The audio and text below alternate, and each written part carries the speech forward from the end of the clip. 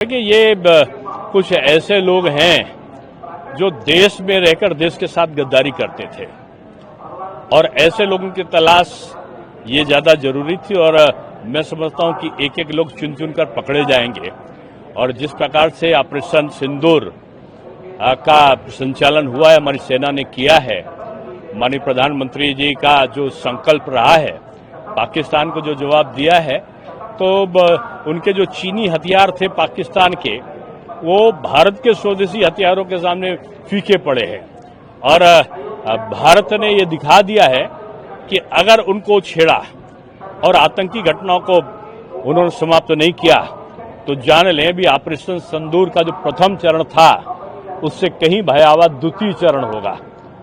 तो ये जो पकड़े गए उनके सुराग मिले हैं और जो दोषी तत्व होंगे वो घोर दंड का पात्र बनेंगे।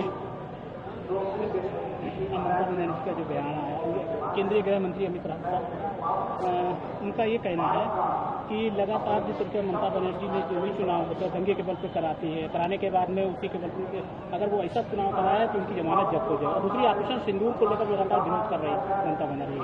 देखिए ममता जी का जो वोटर है वो ज्यादातर बांग्लादेश से आकर फर्जी जो आधार कार्ड बनाकर यहाँ का झूठा नागरिक बना है, उस पर उनकी जीत और जो उनका आधार है वो निर्भर करता है। तो वो सारी बातें करती हैं जो भारत से ज्यादा बांग्लादेश को संतुष्ट करे। उनकी भाषा तुष्टीकरण की पराकाष्ठा है। उनका शासन प्रशासन का अत्याचार सनातनियों के लिए अभिशाप बन गया है। लोग इस सरकार को दंड देना चाहते हैं और अगर निष्पक्ष चुनाव हो गया ना तो ममता जी को 10 सीटें डबल अंक में आना मुश्किल हो जाएगा। ये ममता जी की विदाई का जो समारोह है उसका प्रारंभ हो चुका है अमित शाह जी की सभा के साथ और मुझको लगता है ममता जी जान गई हैं कि अंडर करंट है क्या, इसलिए अब उनको काली माता का जो मंत्र पढ़ने लगी है कई जगह। माता भी नकली मंत्र पढ़ने वालों के साथ नहीं होती, उनकी असली भाषा जो है वो क्या है, वो कहीं गई है क्या जहां जहां पर भी जो छांट कर जाति पूछ कर लोगों के घर के निशान देख देख कर जो माताओं बहनों को मारा गया, घरों को जलाया गया, प्रतिष्ठानों को जलाया गया, ममता जी वहां पर क्यों नहीं गई?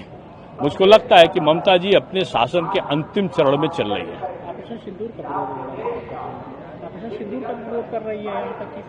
अब वो जाहिर सी बात है, उनको जो सिंदूर लगाने वाली सनातनी महिलाएं हैं वो पसंद नहीं है, उनको कोई और पसंद है। उनकी रक्षा का भाव थोड़ी है उनमें। अगर उनको सनातन की सिंदूर लगाने वालों की चिंता होती तो उनके जो पेड वर्कर थे, जो विशेष प्रकार का नारा लगाकर जा रहे थे, वो उनके घरों को नहीं जलाते, उन माताओं बहनों के साथ में अत्याचार नहीं करते। ये एक प्रकार का ऐसा समूह का नेतृत्वकर्ता बन गई हैं जिसकी आस्था भारत में कम और पाकिस्तान और बांग्लादेश में ज्यादा है। नहीं, देखिए ये एक कोर्ट ने एक निर्णय दिया है जिससे डर पैदा हुआ है जो हेट स्पीच देने वाले लोग हैं, और मैं समझता हूं कि न्यायालय का आदेश जो है वो सर्वोपरि है और उसका स्वागत किया जाना चाहिए।